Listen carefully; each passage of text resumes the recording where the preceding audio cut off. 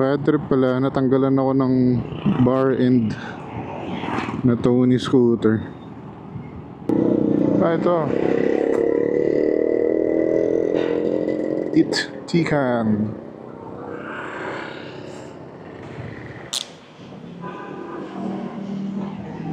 Ganyan.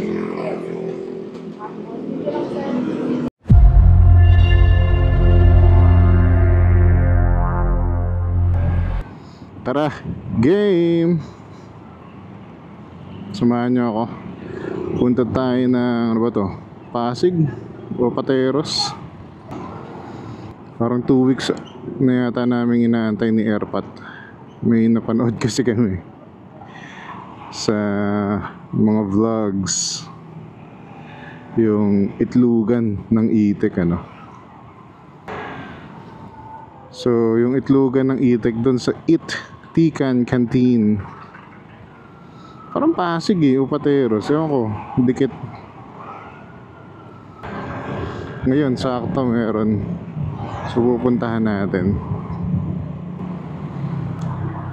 Kanina rin kasi naisip ko itry yung ano, yung helmet vendo cleaning. Kasi nung isang linggo naglaba ako ng helmet, ano ko, ng helmet. Nilaban ko yung inner pads. So medyo may pawis na kasi. Normal na laba lang ginawa ko. Tinanggal ko lang yung padding 1, 2 cheek pads, tapos yung sa ulo natatanggal. Men, kung di ka pa naglalaba ng helmet pads mo, tingnan mo na, ang itim. Utsa, nakadalawang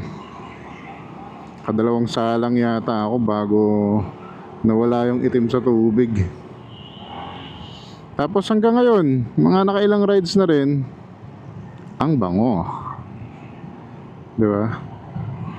Yun yung maganda, komportable ka. Kasi papawisan at papawisan ka eh.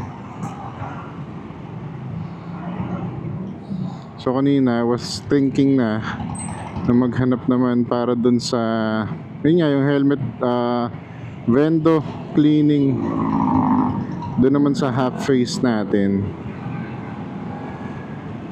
para malaman natin kung effective ba, kukumpara natin sa totoong laba versus yung ganong usok-usok lang.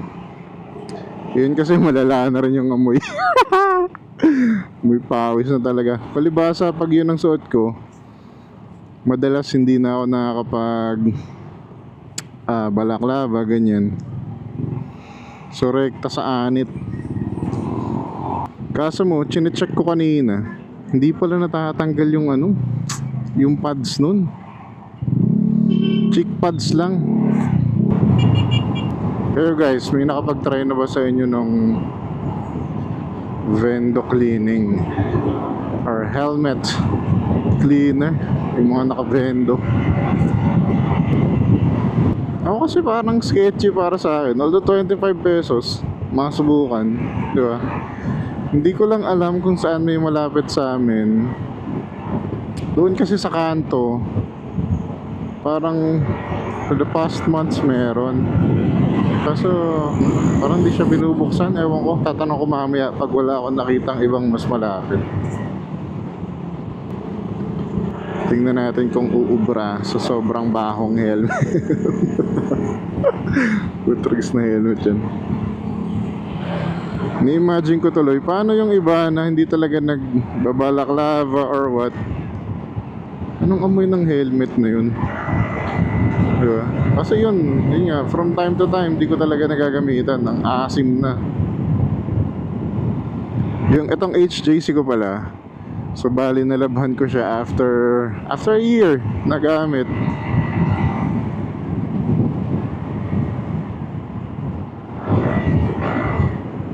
Kaya sulit eh. Parang ang sarap tuloy maglaba lagi. Yun lang talaga ang hindi ko pa na figure out, yung kung saan biglang galing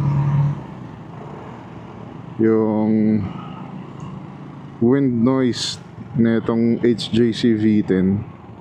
Di ko alam kung ganun ba talaga na ano ba, numinipis ba yung foam kaya nagkakaspasyo para pasukan ng hangin. Kasi nung kinalas ko naman, okay naman. Yung mga pins niya or mga buttons niya naikabit naman ng ayos, masikip. Pero comparing it talaga nung bago, may diferensya.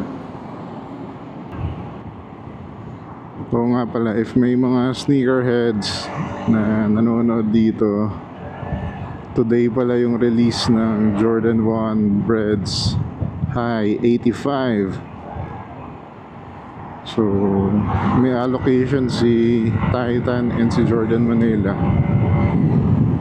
Kapag entry tayo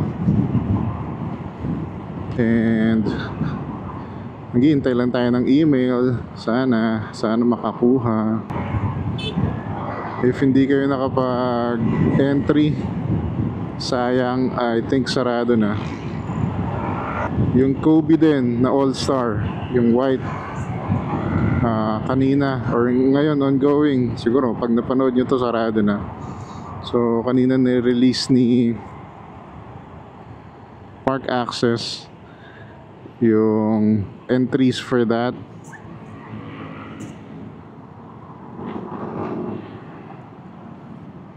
So kung makikita mo, isa yun sa pinaka-inaabangang Kobe's ngayon. Sana makakuha. Naalala ko bigla kasi dito yung claiming nun, kung sakali, si Jordan Manila BGC. Kung collector ka talaga, ito yung best time na mag-collect ka. Kasi mababa ang resale value. Even the Kobe's close to SRP ang value niya resale wise.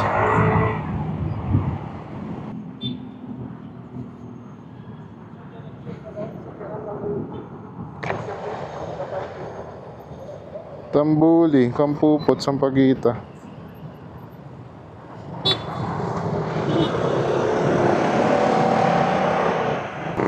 JP Rizal Extension.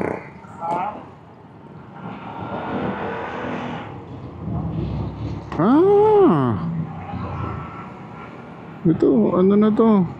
Pateros na. Natin kung makakabili tayong balut. Saan na? Ito. Tikan. Kaya luto na itlogan mo? Kaya akong isa.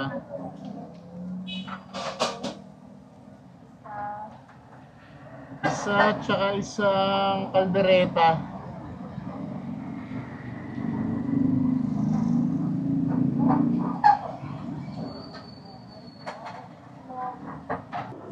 Dala akong insulated bag.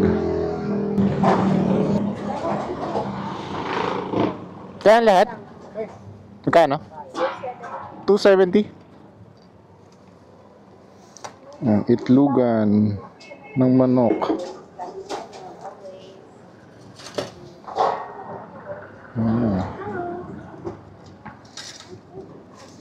Bata kaldereta, itlugan, tsaka adobo. Salamat! Ngayon si kuya natuwa. Tatanong kung may itlugan. Napangiti.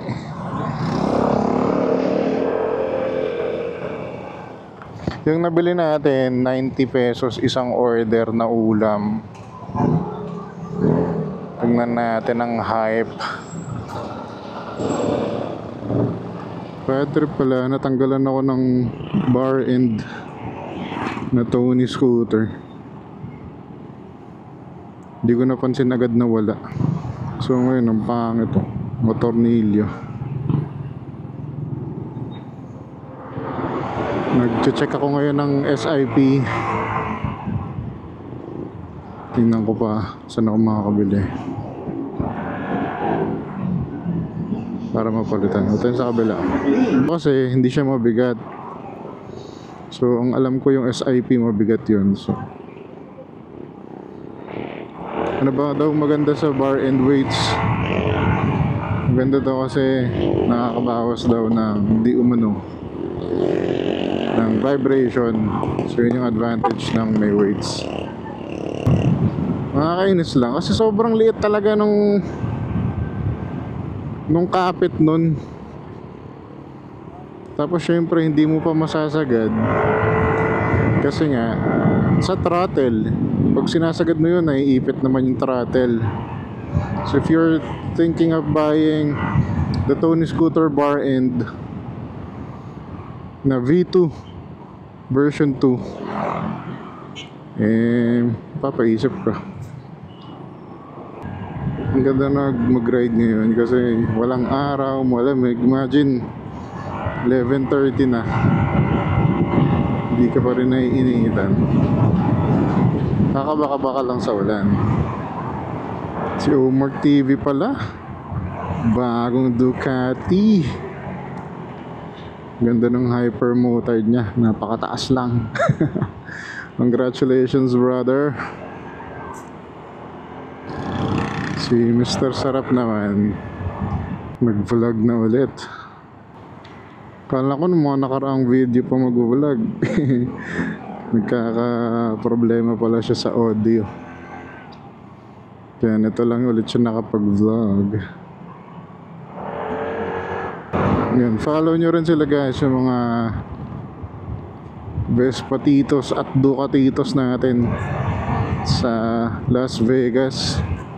Sila Omar TV, Mike Bomac, Mr. Sarap Vlogs. Ayan, regular din ang uploads nila. So kung mahilig kayo sa mga Ducati, big bikes, Vespas, pwede nyo silang panoorin.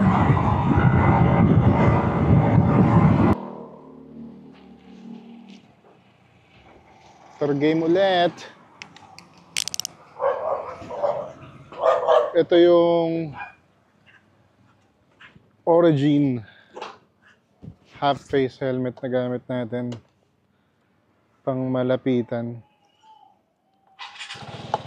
So try natin. Alam ko sa kanto meron nga. So hindi na ako mag-gloves.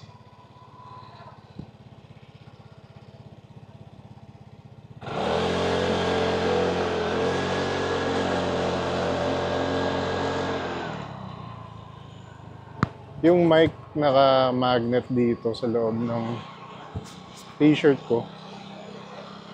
Naka-active noise cancellation. Tingnan natin kamusta yung audio. Masarap yung nabili ko kanina na itlogan ng manok. Itlogan ng itik. Itlogan ng manok o itlogan ng itik? Tsaka yung adobong itik at kalderetang itik.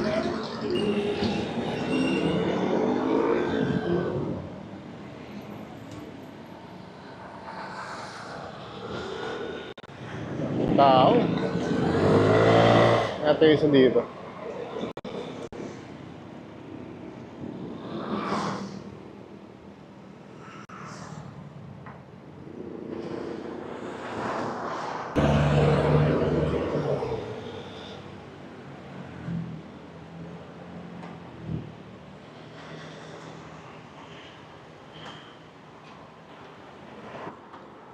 Coins yung kailangan niya, no? Pwede yung 20 na buo?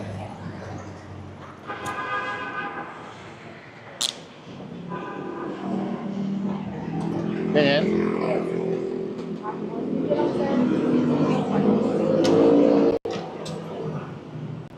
Effective ba yan? Sobrang baho eh.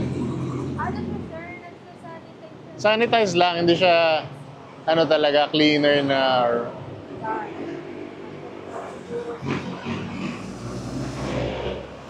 Before kasi sir, yung mga spray kasama. Parang yun yung pinalitan niya, yung mga sanitation spray. Sige lang sa tapos. Thank you.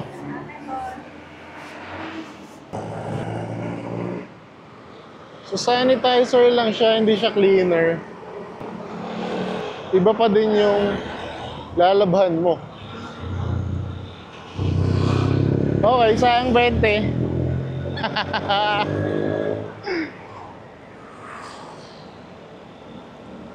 Sayang ang 20. Feeling ko maganda siyang gawin. Ewan ko, kailangan mo pa ba siyang gawin pagkalaba mo? Kasi may amoy pa rin. Kasi nga sanitizer lang daw. Ayun, natapos na rin yung experiment. So, maglaba ka ng helmet mo, Brad. Laban na lang tayo ng helmet. Yun pa rin ang pinakamaganda. Yun lang muna. Maraming salamat. Until the next one. Babush!